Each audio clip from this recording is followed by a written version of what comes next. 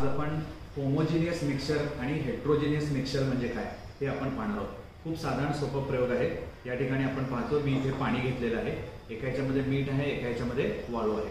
आता मी हे जे मीठ आहे ते सगळं मीठ मी यामध्ये टाकतोय या पद्धतीने, आणि त्यानंतर ही जी वाळू आहे ती वाळू मी काय करतोय या बीकर मध्ये टाकतोय। आता हे दोन्ही बीकर मध्ये मी टाकलेलं आहे, एका ह्याच्यामध्ये मीठ टाकले, एका ह्याच्यामध्ये वाळू टाकलेली आहे। आता मी ते ढवळतोय, चांगलं हलवून घेतोय मी याला, आणि याला पण मी हलवतोय। आता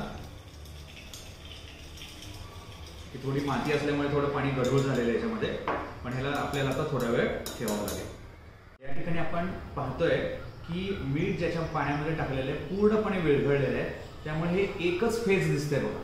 पूर्णपणे मीठ वेगळं किंवा पाणी वेगळं आपल्याला दिसत नाही, एकच फेज दिसतंय, म्हणून याला होमोजिनियस म्हणायचं। आणि या ठिकाणी आपण पाहतो की वाळू आणि पाणी हे वेगवेगळे दिसतात, आपल्याला दोन फेज दिसतात। वरती पाण्याचा एक फेज आहे, खाली वाळूचा एक फेज आहे, हे दोन फेज दिसतात, याला आपण म्हणायचं हेट्रोजिनियस मिक्सचर। अशा साध्या आणि सोप्या पद्धतीने होमोजिनियस मिक्सचर म्हणजे काय आणि हेट्रोजिनियस मिक्सचर म्हणजे काय हे आपण पाहू शकतो।